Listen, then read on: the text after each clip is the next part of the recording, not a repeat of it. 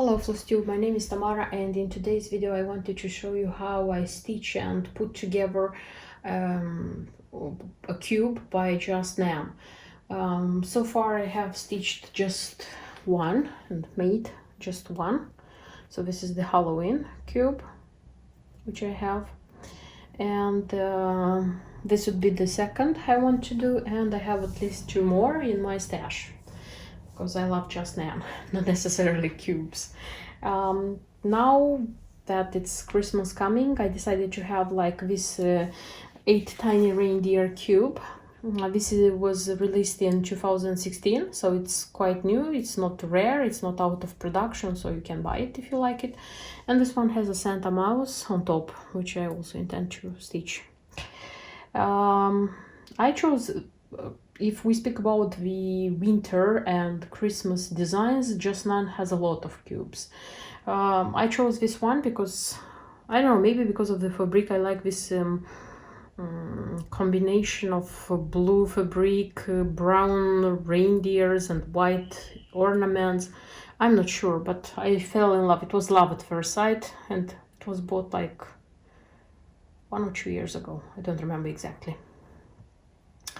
And so for this one I have prepared everything. Actually the design requires 32nd count sky linen from Wish Thy Works. I have 30th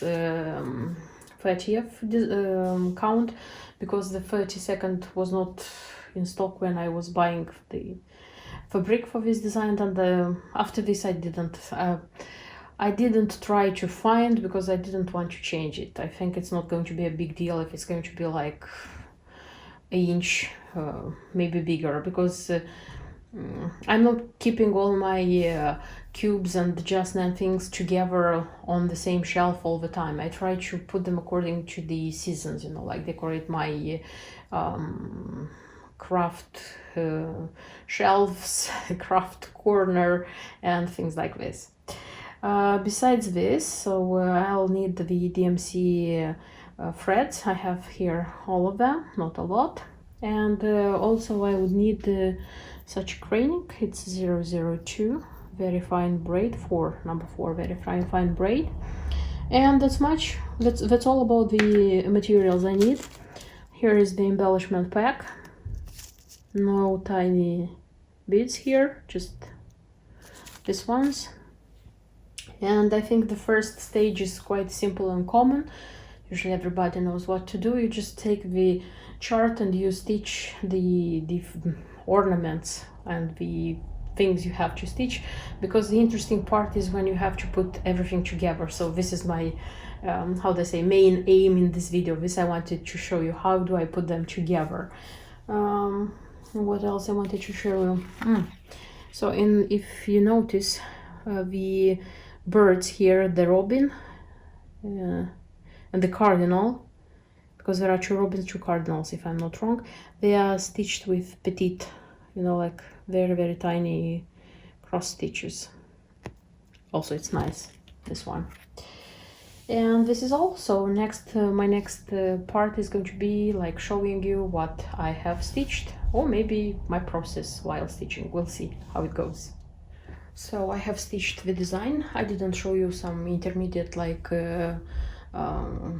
let's say stitches, because it was fast, it was quick, it was easy, and it didn't have any sense because it's easy. You just take the chart and you are doing it. So this is how it looks. So this is how a cube looks like when it's stitched, not like put together.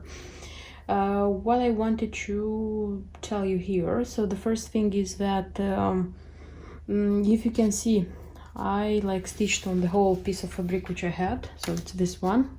I didn't place it like in the middle, something like this, because so far I have stitched a few pieces from Just Nan, and more or less I just learned how to place the stitches on the fabric. So it doesn't have any sense for you to put it like somewhere in the middle and then cut the edges, because you can use like the whole part of fabric for something else. That's why I just marked with just a sec, you can see, with a simple thread. I marked like the by 10 so that I should know like where to start. And then I like left this one because I will leave here like 1 centimeter, 1.5 centimeters here as well.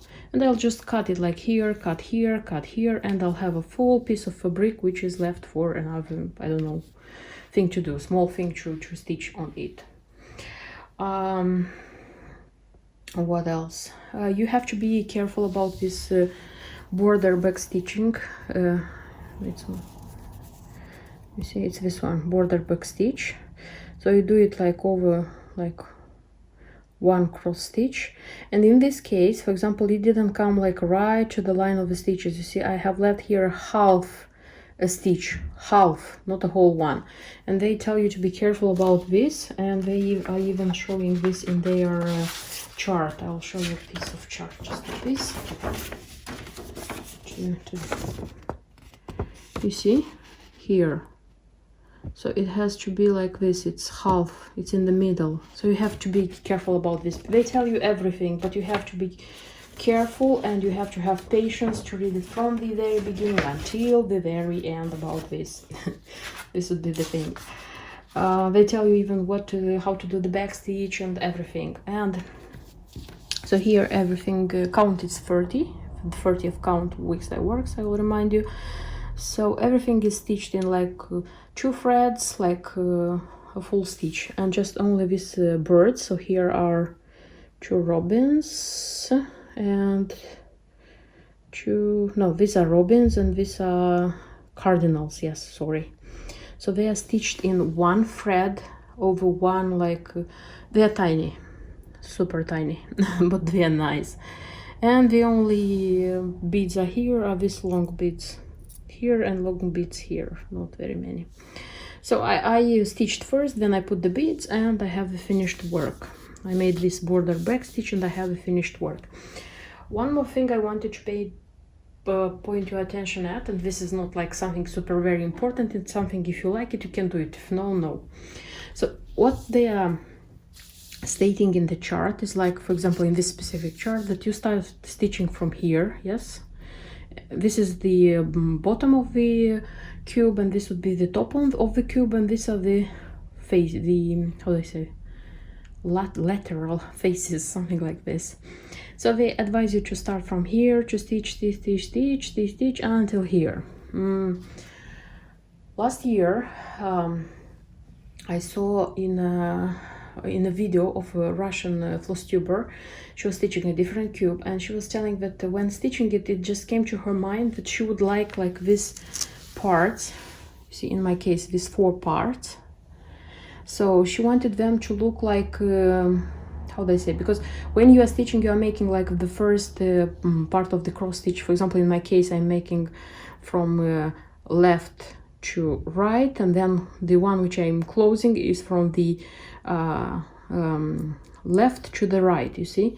So she made here everything to be like this. So she stitched this one and this one as she wanted, and this one she made it like this. And I took into account this detail, and in my previous cube I stitched it as well. So what I wanted to say to you, for example, that the top I stitched like from here to here, the back I stitched, the bottom I stitched from here to here. But when it came time for this ones, for example, I put my hoops like this, I stitched this one. I put my hoops like this, I stitched this one. If you understand what I mean. I put the hoops like this, and I stitched this one, and I turn it like this, and I stitched this one. So they all come from 4 different directions, something like this. I don't know if it matters so much, because still the cross stitches are spread. It's not such a big design, so it's not super important, and it will make like the difference in the world. But it's a point which it's a trick you can use if you want, something like this. So all these things being done, the next thing we have to do is we have to do the finishing of the cube, and the finishing of the cube comes here. So it's only words. You have to read very carefully, and you have to do it. First of all, you have to iron your thing. Be careful in case you have big plastic embellishments. I would advise not to put them before ironing, but iron the design and then put the big embellishments, especially if they are plastic. So be careful about this. In my case, I didn't have like big ones, so I just sew them here, the beads, and I ironed it. Also, you'll need a few, how is it called? Fusible interfacing. So it's this one in my case. And from this one you have to cut squares like this. So each of them is going to, you can measure by yourself, you can look them here, because here also it's written which size they have to be. Also, they recommend to have a piece of cardboard which is going to be on the bottom, so that you would make it like stand normally. And they say if you want, you can put something heavy so that it would, so this would stabilize your cube. I was thinking, because in the previous cube I didn't use anything like this, but for this one I wanted to try to use. I didn't know what to use, and then I remember that for my half dolls, when I'm making them, I'm putting things like this. Washers they're called, I think, and putting on the bottom, so that they would have like stability, they wouldn't. So I think about like sticking this one here with hot glue gun, and it's going to be here. So I already thought about what to use. And also you'll need filling. I have this kind, not very good, I mean, like the quality is not the perfect one, but it's inside and it doesn't matter so much. And also you'll need like thread and a needle to put everything together. In my case, they are telling you which color thread you need. In my case, I will need the white, snow white, the B5200, and take a long piece of thread, but I'm going to tell you about this later. So the next step you have to do, like after you like finished everything, ironed and everything, you are going just to take these squares, put them on the back of your work, and with the iron you are going to like stick them there. You need this to make your work like more this part of the cube, to make them more stable, how they say, more, they will give form to your cube, something like this. So the next step is to put them on the back of your work. And after this you will have to look, for example, I cut usually 1 centimeter, mostly it's 1.5 centimeters, no more than this. To make it like better, I usually use such a water-soluble marker, and first I draw lines and then I cut according to these lines, because it's easy when you have a line to follow. In a sec I'll show you what I mean. So this is how the, let's say, so almost cube looks like. So I cut everything around, I just left it's like 1 centimeter, 1.5 centimeters mostly, because I didn't measure, I did it like by my eyes.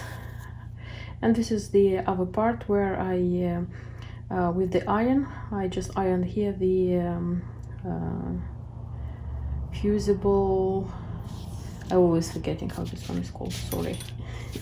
Fusible interface, it seems to me it's called. Okay, so now we have to do it, like the final part. And one more thing to remember, as they advise us, so here the just a little bit to cut these things, because it's going to be easier to work. And now what we have to do actually is to put together all this part. I'm going to start from here, and I'm going just to do the part by part. I wanted to show you my progress. So this is what I have. It's like I have done this one, I have done like here. So my advice is to take a long thread. Take a long thread, because you won't like, it won't finish so quickly. And here you have to be careful how you just put together all these things. In my case it's easy because the linen it's blue and the thread is white, so it's easy to work here. Stay with me, I'll show you what's next. So the cube is almost ready. I have stitched everything besides this one, you see, because here I'm going to use this side to do the last part. And in the last part, I'm going to use this cardboard with this washer, which I sticked here. And I'm going to slide very carefully in here, so that is going to be the bottom, you see here. And then I'm going to fill it in with what I have to fill it in. And then, like, do the final stitches here. And that's it. So I filled it in. I have only to stitch this side and it should be ready. So I could say that everything is ready, but no, not yet. Because there is cherry on the cake. So you can see from the preview that here are 8 red beads, big beads. So here are 6 red beads like this, and they just advise us to pin them. And to pin them, I'll pin them with such things. They are from Prim. I'm going to do just like this, you see. And I'm going just to pin them like this. This is how it looks like. So I put all the pins.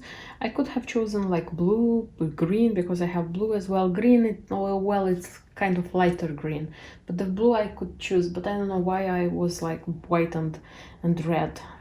I can change them anytime, these beads and pins.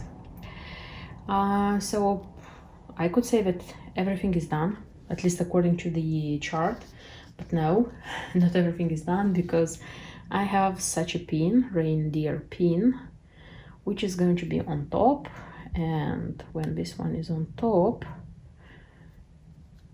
so everything is in its places until Santa comes, of course. Okay, I hope you liked my video. I hope it was interesting and useful for you, and in case you wanted to stitch such cubes and maybe you didn't know how to do it, where to start and where to finish, I hope I explained more or less clearly, and you will stitch your cube as well. See you in my next videos, and until then, bye bye.